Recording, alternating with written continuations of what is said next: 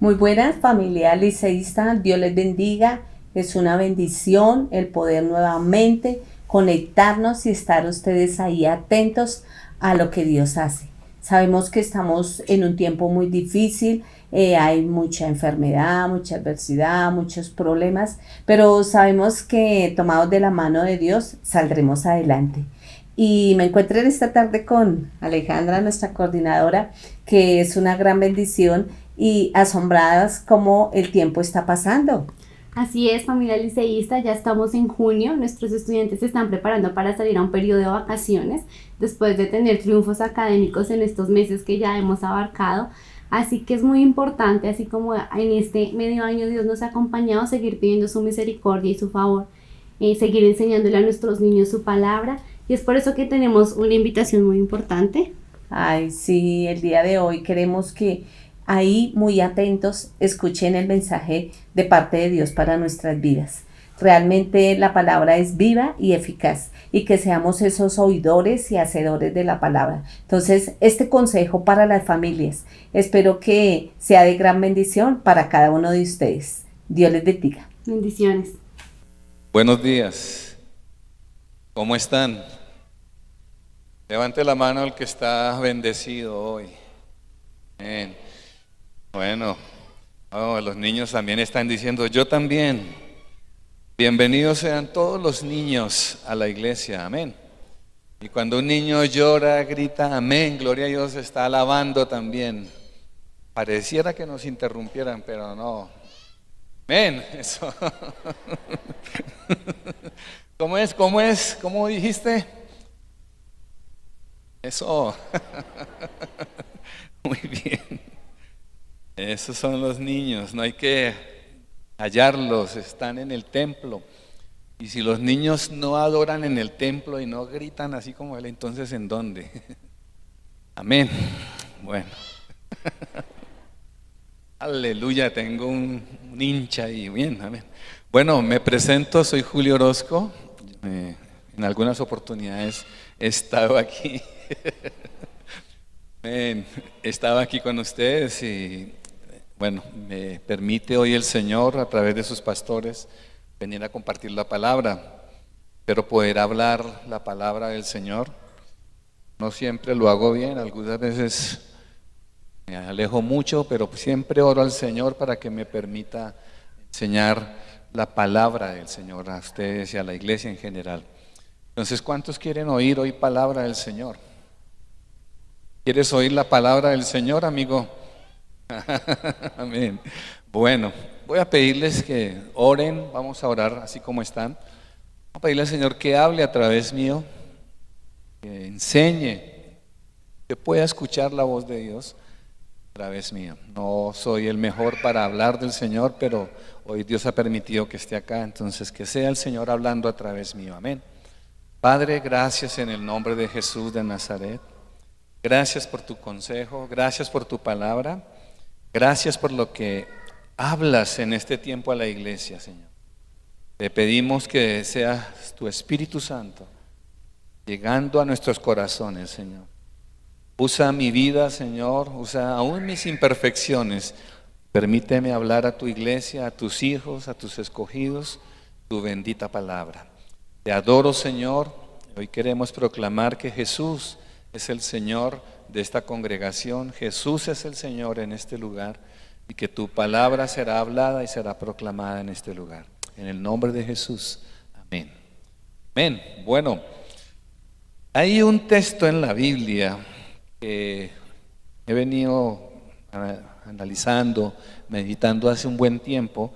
Es en Josué capítulo 24. Por favor, abran sus Biblias, Josué capítulo 24. Ábrala o préndala o actívela, ahora ya son diferentes las formas de hablar. Entonces, Josué capítulo 24, en los versos 14 y 15, encontramos una historia bien interesante, muy importante, que es definitiva con relación en ese entonces a los hebreos, pero también en los tiempos actuales con relación a nuestras vidas y a nuestras familias. Lo contextualizo este verso, estos dos textos, porque Josué ya está anciano, ya es un hombre mayor, De hecho, ya él está a punto de morir, tal vez estará enfermo para ese entonces. Y Josué, en una lectura que hace del entorno social y cultural en las que están empezando los hebreos su vida, se da cuenta de que hay por lo menos 3 grandes adversarios, que no solamente son ejércitos armados, sino que son adversarios más poderosos que un ejército, y es el adversario de la cultura. Josué encuentra de una parte que los hebreos tienen una influencia extraña todavía del más allá del río, de Babilonia y Sumeria, un modelo de pensamiento cultural muy alejado del pensamiento bíblico. También Josué encuentra que los hebreos están bastante influenciados por Egipto. Ustedes han oído la cultura de Egipto, todo lo que fue en Éxodo. Pero también encuentra, cuando ya están entrando a la tierra prometida, a un grupo que se llama los amorreos, que son una serie de pueblos, de civilizaciones que hay en ese entonces, que tienen una cultura muy extraña. Por ejemplo, es un grupo que mataba a los niños. Cuando un amorreo de estos quería hacer un rito a los dioses, a Moloch, a Dagón en ese entonces, pues cogía a su niño, fuera el mayor, el menor, el que fuera, y lo quemaba vivo en un altar de fuego que había para sacrificar niños a esos dioses. Se pueden dar cuenta, era una cultura perversa. Daba a sus niños, aborrecía el evangelio, no el evangelio, sino la enseñanza de los hebreos, aborrecía todo lo que tuviera que ver con el Dios de los hebreos y quería imponer su modelo de pensamiento. Entonces, 3 enemigos culturales, no eran propiamente ejércitos, aunque tenían ejércitos, pero el problema no era la fuerza de esos ejércitos, sino la cultura. Entonces Josué identifica esos 3 enemigos y es donde entra el texto de Josué capítulo 24, 14 y 15. Lean conmigo preferiblemente en voz alta. Ahora pues, temed a Jehová y servirle ¿con qué? Con integridad y en verdad. Y quitad de entre vosotros los dioses, los cuales sirvieron vuestros padres al otro lado del río, en Egipto, y servid a Jehová. Verso 15.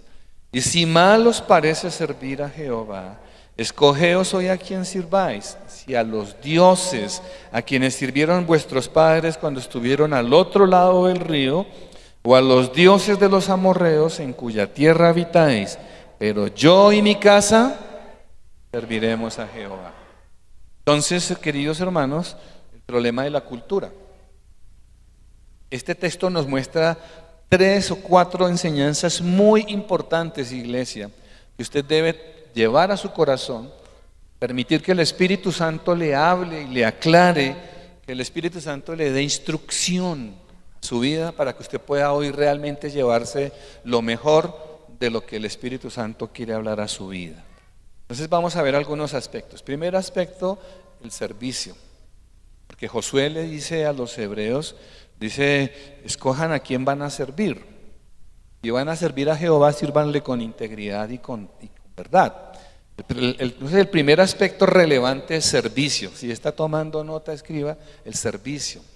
La palabra servicio en el Antiguo Testamento significa 2 cosas muy importantes. En primer lugar, significa trabajar para.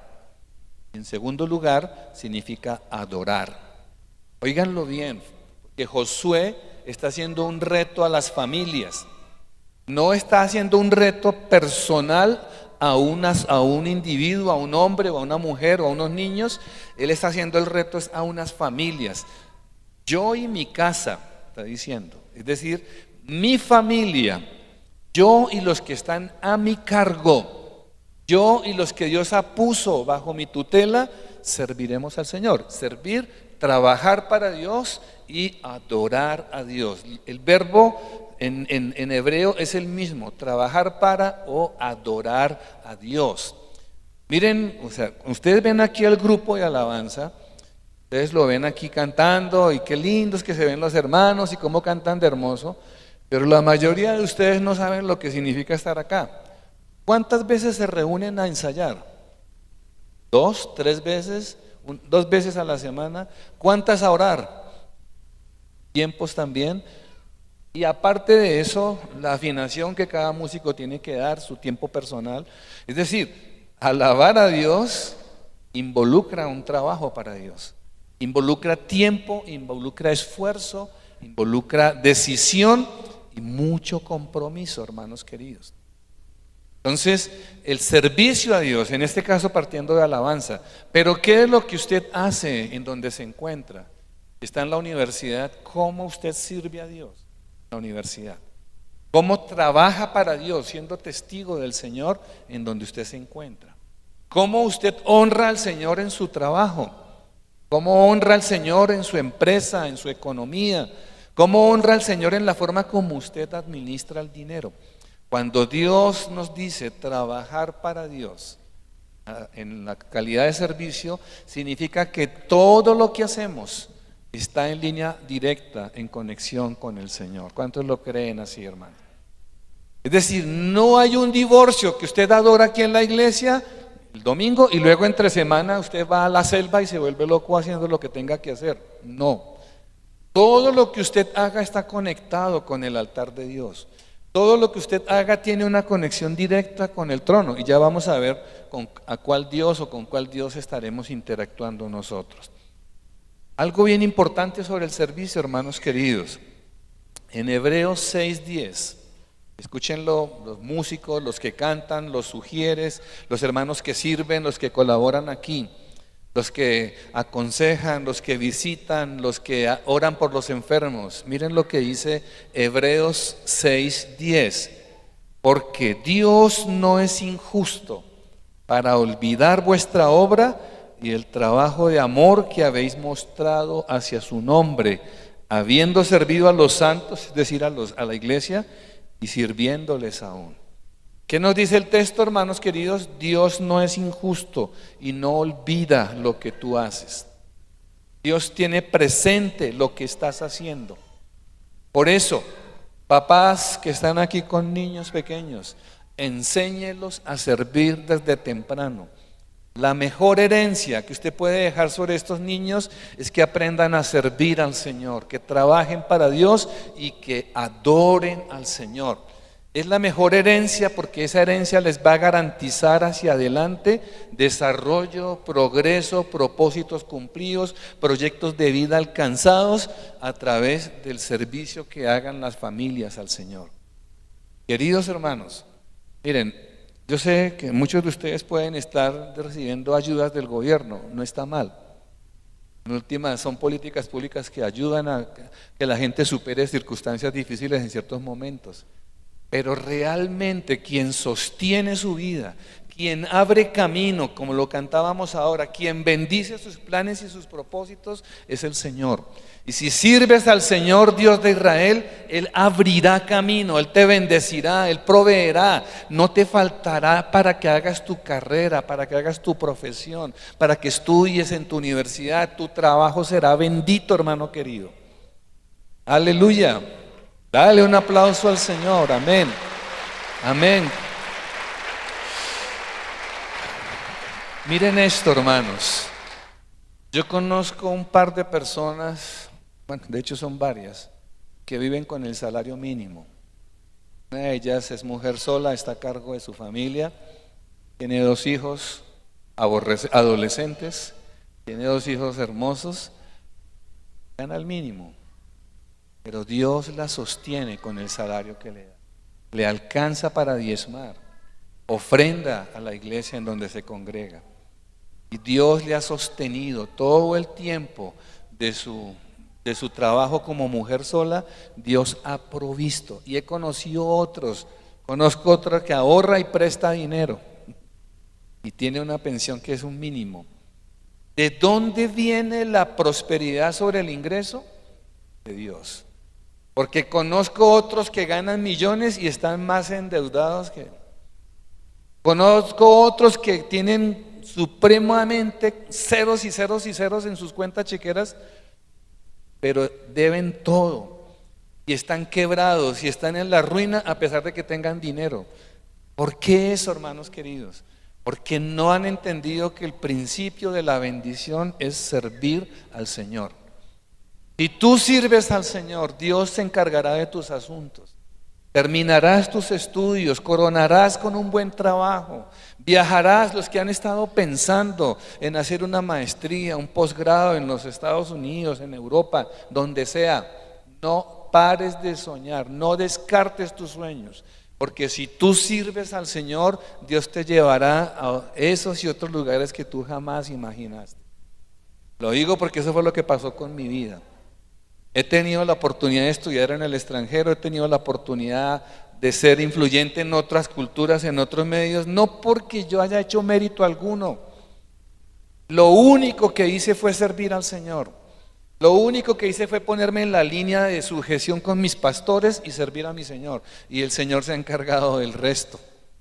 Por eso, hermanos queridos, hoy les animo, sirvan al Señor porque Dios no es injusto para olvidar el trabajo que ustedes hacen. Enseñen a esos pequeños, enseñen a sus niños, jovencitos que me están escuchando, adolescentes o jóvenes que me oyen, dediquen sus vidas al servicio al Señor y Él hará lo mejor con ustedes. Él los prosperará, los guiará, Él dará brillo a sus nombres. Y lo que ustedes jamás imaginaron que pasar va a pasar, porque tenemos el Dios del universo, al que servimos, al que adoramos y para el que trabajamos, y Él no es injusto para olvidar la obra que hacemos. Amén, hermanos. Amén. Segundo aspecto sobre el texto. La propuesta de Josué a estos hebreos no es si ustedes quieren servir. Dígalo bien. Josué no les está diciendo, oiga, los que quieran servir, sirvan a Jehová. Josué entendió algo muy importante que ustedes deben entender. Todos los seres humanos servimos y adoramos. ¿A quién? Eso es otra cosa. Pero todos servimos, aún hasta el más ateo. El hombre más cargado de incredulidades, de ateísmo, naturalismo, humanismo, lo que sea, igualmente termina adorando y sirviendo a lo que cree, dando la vida incluso por sus creencias. Queridos hermanos, Josué plantea un reto. Llévese esto en su corazón. Todos somos adoradores, todos servimos. Josué lo que está diciendo no es que si quieres servir, no. Josué está diciendo, mira, tú vas a servir. El problema es, escoge a quién vas a servir. Si vas a servir al Dios único y verdadero, al Dios de Israel, o si vas a servir a los ídolos que desarrollan la cultura. Porque todas las culturas, y lo vamos a ver ahora, todas las culturas desarrollan ídolos, todas las culturas desarrollan dioses. Aún, vuelvo y lo aclaro, el ateísmo desarrolla ídolos. El ateísmo y el humanismo desarrolla dioses en los que los hombres se apoyan para desarrollar su vida, para desarrollar su estándar de vida. Queridos hermanos, el reto de Josué no es si tienes la opción de servir. El reto de Josué es que tú sirves. El problema es a quién vas a servir. Entonces, no se trata de si quieres o no servir, porque estás sirviendo. Se trata es a quién vas a servir. El tercer asunto interesante en este texto, y ahí es donde voy a hablar de cultura, es precisamente el problema de la cultura. Porque Josué, como les dije al comienzo, identifica 3 modelos culturales en el entorno de los hebreos que iban a levantarse como los enemigos más acérrimos de los hijos de Dios. El primero de ellos, hermanos, o antes de hablar de los tipos de cultura, hablar del significado de la palabra culto. Si usted busca ahí en Google Diccionario, va a encontrar que la palabra cultura viene de cultus en latín. Y cultus significa por lo menos 3 cosas. Significa, oigan esto, usted dice, pero ¿cómo? Significa arar la tierra, cultivar la tierra y adorar. Arar, cultivar, adorar. Miren que hay una relación estrecha entre adorar y lo que nosotros cultivamos. ¿Qué cultivas tú? Puede que ya no seas un granjero, que no tengas una finca, pero tú cultivas relaciones. Tú cultivas modos de pensamiento, tú cultivas estilos de vida y eso que tú cultivas es lo que terminas adorando. Entonces en el latín, el idioma antiguo de los tiempos en que vivió nuestro Señor Jesucristo, nos da una clave sobre lo que es la relación culto, cultura, porque interesantemente los cultos religiosos definen las culturas. Y las culturas son producto de las creencias y de lo que nosotros consideramos valioso. Ojo con eso, hermanos queridos. Las creencias que consideramos valiosas definen los patrones o estándares culturales. Entonces encontramos, por ejemplo, en la cultura hindú, ya en la India, encontramos un modelo de pensamiento social y cultural derivado de la cosmovisión hindú, de la religión hindú. Y ese modelo de pensamiento define las prácticas de justicia, los roles de los hombres, define las tendencias culturales, define la música, hasta cómo se visten las personas. Si ustedes miran en YouTube algún video sobre Islam, ustedes notarán que la religión del Islam también define unos patrones de comportamiento y unos estilos de vida. La forma de las viviendas, la forma como se organiza el mobiliario, las vestimentas de las mujeres. Todo eso no es gratuito, es producto de patrones culturales que terminan definiéndole a la gente lo que debe considerar valioso o no. Y eso considerar valioso en últimas es lo que define los dioses o los ídolos que generan las culturas o las civilizaciones. Los que han estudiado sobre el budismo también encuentran lo mismo, como la cultura, la arquitectura, la definición del concepto de ciudad, de población, todo va ligado precisamente a pensamiento cultural. Y el cristianismo no está exento de eso. El cristianismo definió un modelo de estandarte que es toda la cultura occidental. Se nos ha tratado de enseñar en la universidad que la cultura occidental es derivada de la cultura griega, y no es así. Esta cultura que nosotros manejamos responde a los parámetros del cristianismo. El concepto de justicia, justicia social, eso no se desarrolló ni en el ateísmo, ni en los modelos comunistas, ni en los modelos de cultura de cosmovisión islámica. Esos criterios se definieron en la cultura cristiana. Entonces las culturas han venido respondiendo a lo que consideran sagrado. Por eso Josué advierte a estos hebreos que tengan cuidado con las culturas que van a enfrentar, porque esas culturas tienen más poder que los mismos ejércitos peligrosos que contenían estas civilizaciones. No sé si me estoy haciendo entender, hermanos queridos. Debes tener cuidado con la cultura. La cultura que te rodea es más peligrosa que los grupos armados ilegales. La cultura que te rodea es más peligrosa que las mismas drogas y que las mismas adicciones que se sufren en estas latitudes. La cultura tiene el problema de torcer el corazón sin que nos demos cuenta. Por eso, el cuidado que debemos tener. Entonces, sobre esto, mis queridos hermanos, la decisión de Josué. ¿Por qué Josué reta a los hebreos a que sirvan al Señor? Josué entendía el peligro de perder de punto de vista lo que significa adorar al Dios verdadero, porque adorar al Dios verdadero nos compromete con un Dios moral. Y oigan esto, queridos hermanos, escúchenme bien, el Dios al que nosotros decidimos seguir es un Dios moralmente justo, moralmente perfecto. Si no fuera así, estaríamos perdidos todos. ¿Qué tal que tuviéramos un Dios inmoral como Zeus en la cosmovisión de los griegos antiguos, donde fornicaba con sus propias hijas en su mitología, donde se gobernaba por sentimientos de odio, de lujuria, de rencor? Queridos hermanos, el Dios de Israel, el Dios en el que usted ha creído, es un Dios perfectamente moral y moralmente perfecto, es justo y recto. Por eso nosotros respondemos en rectitud moral y en justicia. Si tú proclamas al Dios de Israel como tu Señor y Salvador, tú respondes también en una forma moral, conforme al patrón moral de comportamiento del Señor. Amén, hermanos. Amén. Nuestro Dios es perfectamente moral y moralmente justo, recto. Dice en Deuteronomio 32:4, dice: Jehová es la roca de justicia, Jehová es recto y justo, y en él no hay injusticia. porque es así, nos obliga a los que creemos en Él a vivir una línea, un patrón de comportamiento moral. Eso es hermoso, hermanos queridos. No lo veas como una carga, velo como tu salvación. ¿Por qué se están dañando las naciones? ¿Por qué se están destruyendo las civilizaciones? ¿Por qué el mundo sufre caos, violencia y destrucción? Porque rechazaron al Dios perfectamente moral y al Dios moralmente perfecto.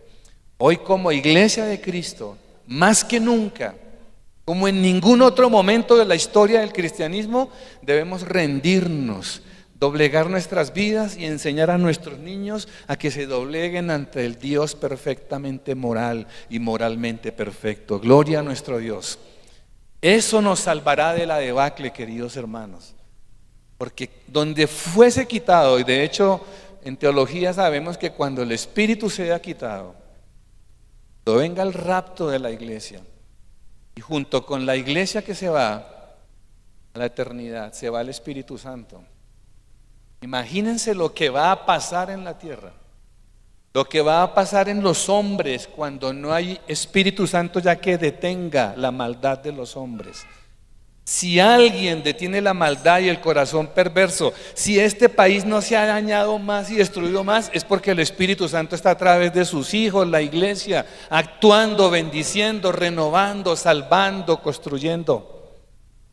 Por eso, hermanos queridos, el Dios que seguimos, que es Dios moral y recto, justo, correcto en sus acciones, es el Dios en el que nos debemos apoyar y al que debemos seguir. Algo importante sobre la decisión de Josué, que a mí me ha cuestionado mucho, queridos, que la voz del pueblo no es la voz de Dios.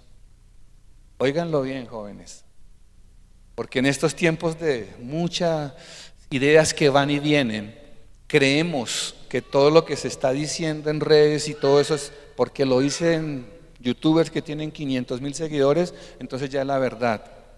Si quieres oír la voz de Dios, tendrás que ir a la palabra de Dios.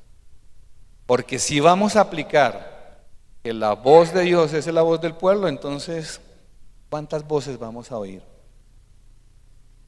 ¿En dónde nos vamos a parar, hermanos queridos?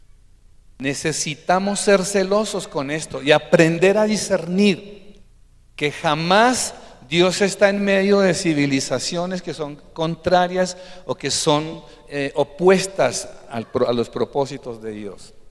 Por ejemplo, mire, en estos días los pastores hemos sido cuestionados y aún las iglesias de muchos jóvenes que dicen, pero es que si Jesús estuviera en la tierra estaría caminando en las marchas. ¿De verdad? O sea, Jesús sería seguidor de Petro o sería seguidor de Bolívar y de todos estos. Eso es lo que está implícito. ¿De verdad se cree en eso? O otros que dicen, no, es que como el gobierno es establecido por Dios, porque las autoridades son puestas por Dios, entonces Dios está con el presidente. ¿De verdad? Uno de los fans y fanáticos del presidente actual, entonces, es el Señor Jesús. En Instagram, soy tu follower, tu seguidor. ¿No es al contrario, acaso, queridos hermanos, que somos los hombres los que debemos seguir a Jesús? ¿No es al contrario que somos los hombres que debemos tener un corazón humilde y rendido hacia el Señor? Es el derecho de las cosas. Pero en nuestro contexto se nos quiere hacer validar lo contrario. Queridos hermanos, y óiganlo bien también, chicos, Jesús no es de izquierda, tampoco Jesús es de derecha. Es más, ni siquiera es del centro. Jesús ni siquiera es del centro. El evangelio de Jesús no es de izquierda, no es de derecha. El evangelio de Jesús viene de arriba, de lo alto, y eso lo hace tener supremacía sobre el pensamiento de los hombres. Y si queremos tener realmente una percepción correcta de la vida, no tenemos que mirar ni a derecha ni a izquierda, tenemos que mirar arriba, porque Él es el que nos enseña la visión correcta de lo que está pasando en esta sociedad y cómo transformar, cómo cambiar, cómo traer bendición y renovación a esta sociedad que tanto lo necesita. Escuchen esto. Cuando en los años 1700 se dieron las famosas revoluciones, la más violenta de todas fue la Revolución Francesa. Mató príncipes, reyes, sacerdotes, pastores, acabó con todo lo que representara autoridad.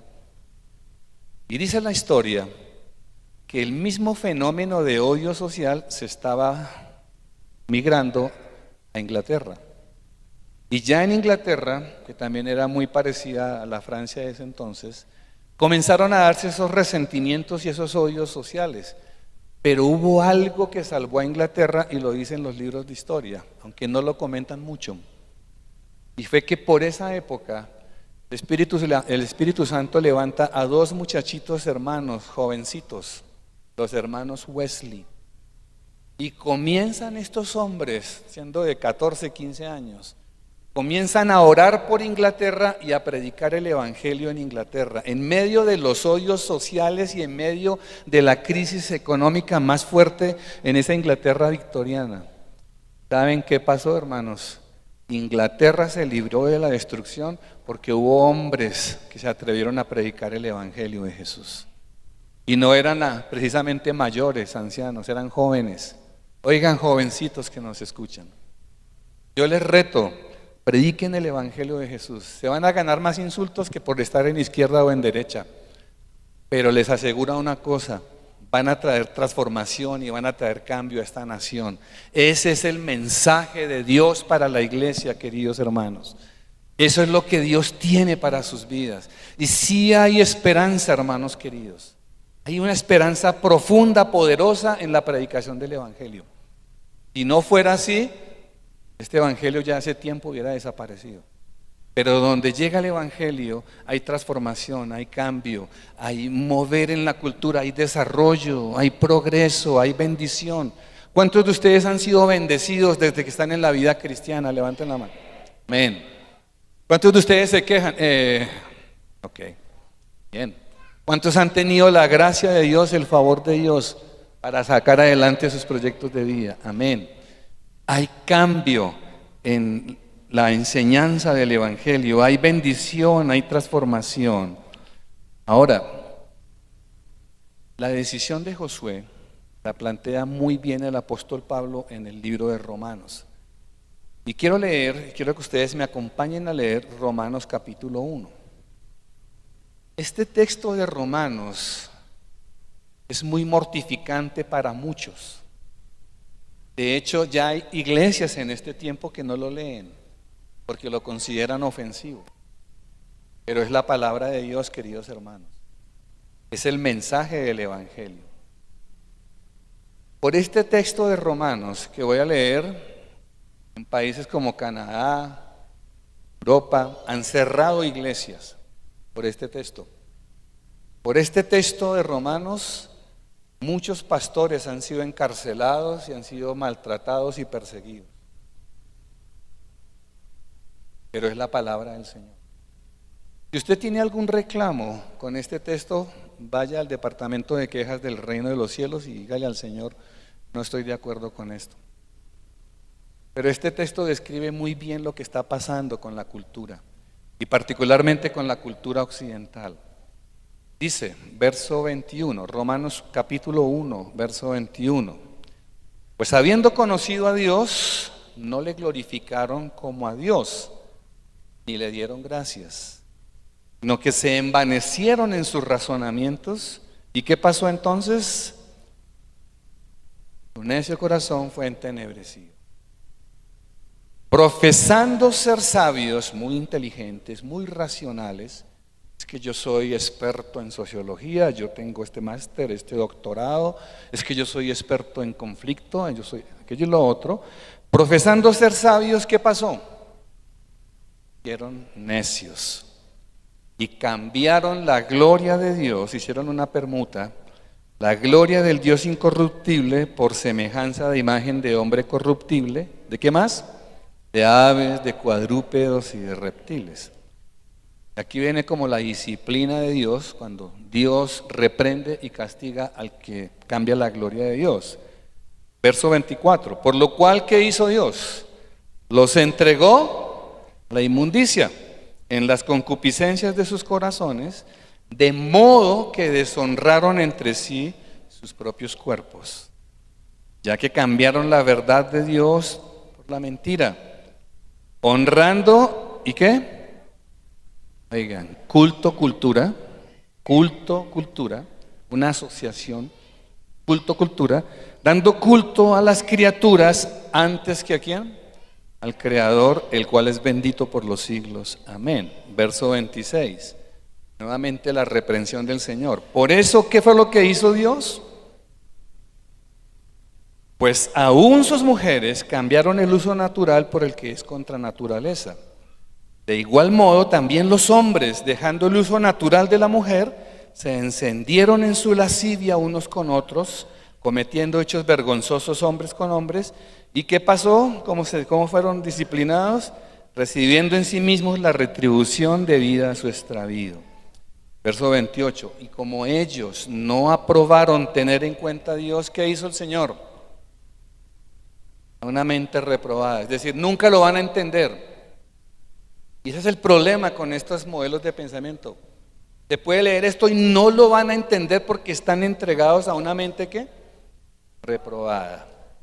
Una mente reprobada para hacer cosas que no convienen. Verso 29. Díganme si hay algo que se escape de la cultura colombiana, de lo que vemos aquí. Estando atestados de toda inmundicia, fornicación, perversidad, avaricia, maldad, llenos de envidia, homicidios, contiendas, engaños, malignidades, murmuradores, detractores, aborrecedores de Dios, injuriosos, soberbios, altivos, inventores de males, desobedientes a los padres, necios, desleales, sin afecto natural, implacables, sin misericordia, quienes habiendo entendido el juicio de Dios, que los que practican tales cosas son dignos de muerte, pero no solo las hacen, sino que también se complacen con los que las practican. Hermanos, es la palabra del Señor y describe de una forma muy precisa el problema de la cultura. ¿Por qué Josué dice yo y mi casa? Porque Josué entendía muy bien que las culturas, cuando generan ídolos, generan prácticas culturales que se apartan del Señor. Y hermanos, entre más lejos estemos de nuestro Señor, más difícil nos dificultará entender el sentido de la ley moral y de lo correcto del Señor. Entre más apartada esté una persona, más difícil entender esto. Por eso necesitamos tener corazones sencillos y humildes, cercanos al Señor para poder entender sus preceptos y para poder adorar al Dios verdadero. ¿Lo creen así, hermanos queridos? Amén. Ahí tenemos la palabra del Señor, hermanos. Ahora, cuando Josué habla de yo y mi casa, está hablando de unos parámetros internos en casa. Y aquí les pido que se enfoquen, porque no toda casa puede servir al Señor si no tiene unos estándares de servicio al Señor. Entonces escuchen esto. Voy a hablarles de padres presentes y de padres ausentes. Un padre presente es aquel que está pendiente de sus hijos, que cuida, que protege a los suyos y que tiene unos estándares para la formación de sus hijos. Entonces pónganle cuidado las características de un padre presente. Primero, mantiene una relación saludable con el Espíritu Santo. Es decir, conoce al Señor y es conocido por el Señor. Segundo, siempre toma consejo y apoyo en la Biblia. En los asuntos de moral no tiene opiniones, tiene preceptos. Te lo repito, hermanos, en los asuntos de moral, un padre presente no tiene opiniones, tiene preceptos de Dios, tiene los mandamientos y las ordenanzas del Señor. Porque es que las opiniones son negociables, ¿cierto?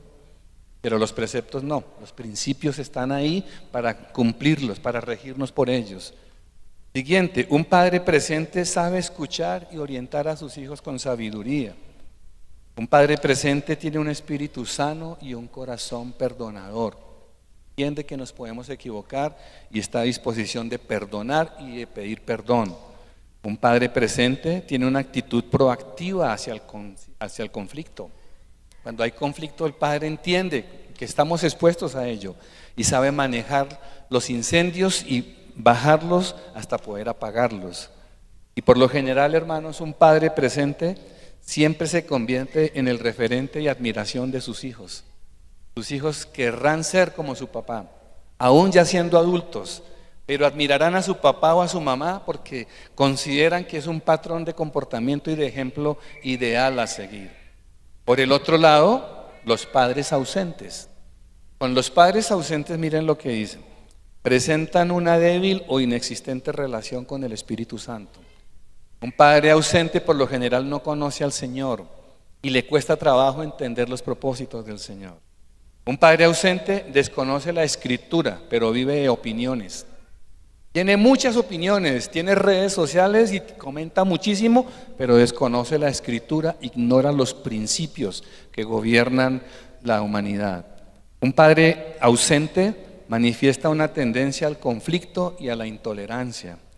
Padre ausente le cuesta perdonar y olvidar, es propenso al rencor. Un padre ausente, la mayoría se perpetúa como un eterno adolescente, quiere ser el parcero de sus hijos. Y nuestros hijos no necesitan parceros en los padres. Nuestros hijos, hermanos, necesitan referentes de moral y de buenas costumbres. ¿Es así o no es así, hermanos queridos? Amén. Por último, un padre ausente jamás va a ser el modelo a seguir por parte de sus hijos. Y miren algunos riesgos de crecer con padres ausentes. Por eso es tan importante, hombres de Dios, que jamás piensen en abandonar el nido. Miren lo que pasa cuando hay un padre presente, o que ha abandonado el nido, o que está en el nido, pero es como si no estuviera. Un hijo, cuando crece con un padre ausente, tiene 25 veces más probabilidades de desarrollar adicciones.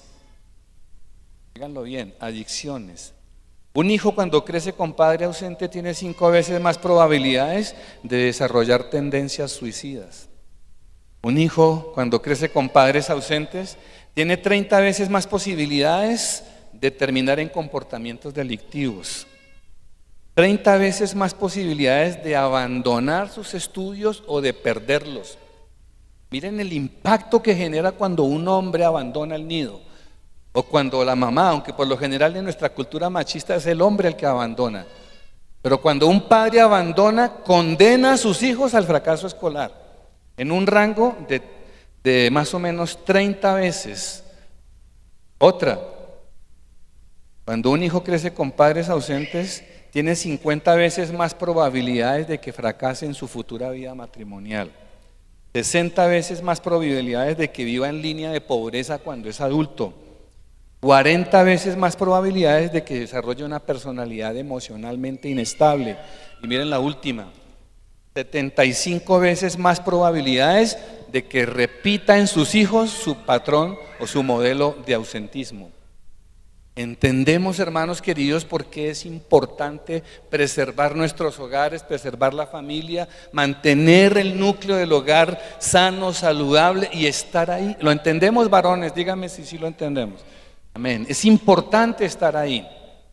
Porque, hermanos, cuando se levanta una generación de hijos con padres ausentes que están en estas categorías, crecen con odio, con resentimiento, crecen con desprecio por la vida, crecen con muchas situaciones personales, no son de ellos, pero se las llevaron todas a causa del ausentismo de los padres y luego estallan contra lo que vemos. Estallan contra la sociedad, contra el gobierno, contra lo que sea. Queridos hermanos, necesitamos una iglesia sana con hombres que respondan por sus hogares y respondan por sus hijos. Y disculpen, me hablo a los hombres porque sé que las mujeres lo están haciendo bien.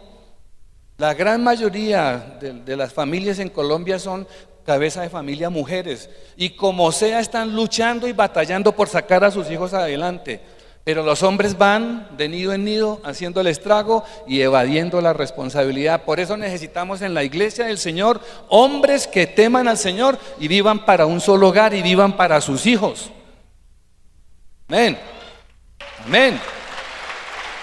Gloria a Dios. Y esto lo digo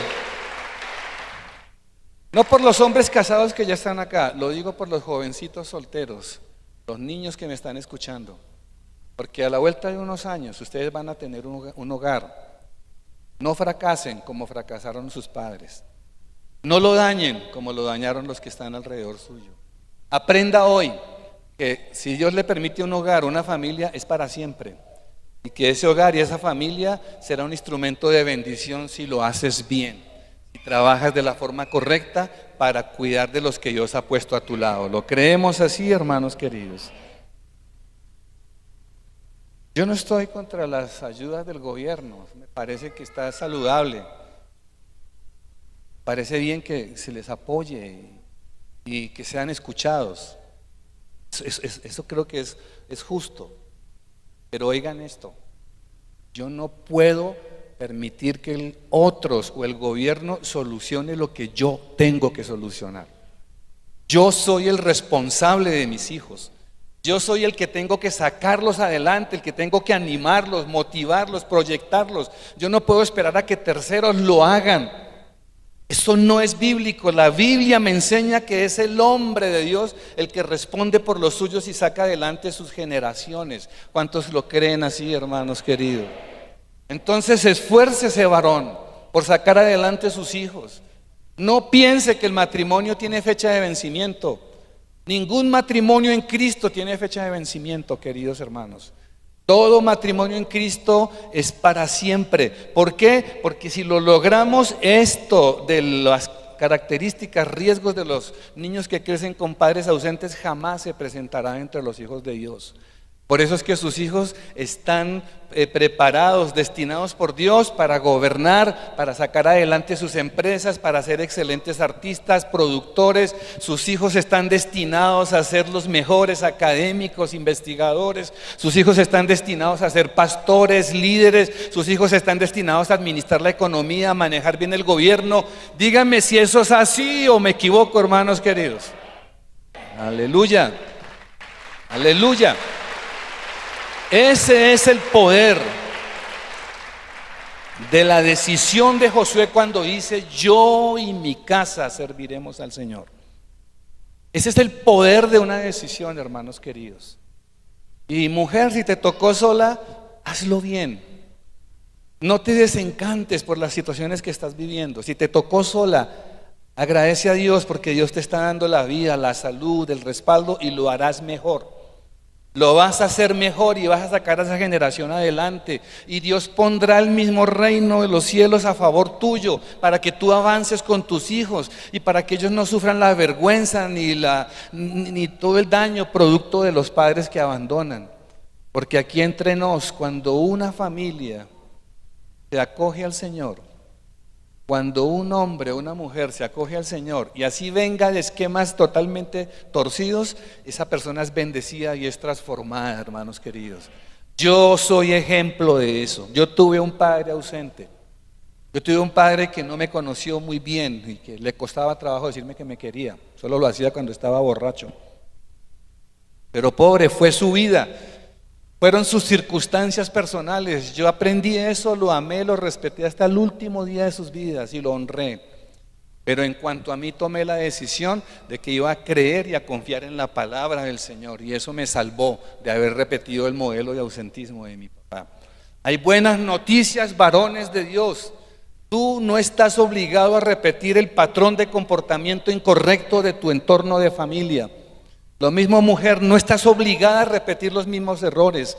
En Cristo, dice la Escritura, todo aquel que está en Cristo, nueva criatura es. Las cosas viejas pasaron, he aquí todas son hechas nuevas. Amén. Conclusión, porque ya se tienen que ir a almorzar ustedes, hermanos. Debes asumir la vida cristiana en dos perspectivas. Primera, perspectiva del servicio mientras tengas vida, tú y los tuyos. No es que solo tú, porque es que los niños no, ellos necesitan vivir la vida. Falso. Y vivir la vida pero en Cristo. ¿Cuántos dicen amén? Amén, correcto. Vivir la vida cristiana en términos de perspectiva de servicio. Segunda, vivir la vida cristiana en términos de eternidad. Porque aquí Por mucho que vivamos vamos a tener 80 años, algunos logran los 100 años, otros mueren jóvenes. A veces algunos jóvenes piensan que van a vivir para siempre. Hay jóvenes de 12, 15 años que murieron, bebés que murieron. O sea, nadie tiene garantizada la vida, pero sí la eternidad.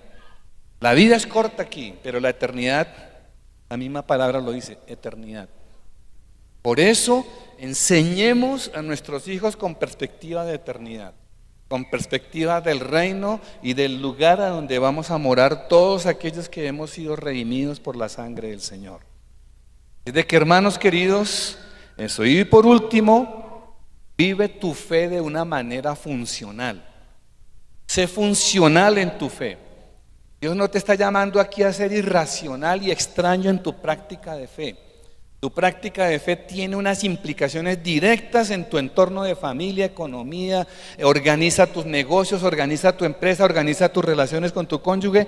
Es decir, tu fe tiene que ser evidente, visible, funcional en el entorno en donde tú estás. ¿Cuántos lo creen así, hermano? Es una fe transformadora. Y si esto logras por el poder del Espíritu Santo, estarás destinado a ser bendecido y a ser depositario de todos los favores y bondades del Señor sobre tu vida. Y no solo sobre tu vida, sino sobre los tuyos, la generación tuya. Entonces, hermanos, no se trata de con quién vivimos, porque hay hogares aquí que pronto son con la abuelita y los nietos, o de pronto son primos. Los inmigrantes que han venido de otros países de pronto son entre conocidos que están tratando de vivir y de llegar aquí y solucionar sus problemas de vida. No se trata de con quién vives. Una familia funcional se trata de cómo vives los preceptos de Dios con los que tú vives. ¿Me hago entender, hermanos? Y eso te hará funcional. Y así que te critiquen, mujer, porque no tienes esposo o porque tu esposo te abandonó, no importa. Tú eres funcional porque creíste la palabra del Señor, porque te apoyaste en el Rey y Él te está sacando en victoria en todos tus planes y en todos tus propósitos. Pongámonos de pie, hermanos queridos. Amén. Amén. ¿Sí me hice entender si habló el Señor? Habló el Señor, hermanos. Amén. Gloria al Señor. Si el Señor habló, levante su mano así. Si no, dígame para volver a empezar con números, con Josué 24. Amén, gloria al Señor. ¿Dónde están los niños? Amén, vamos a orar.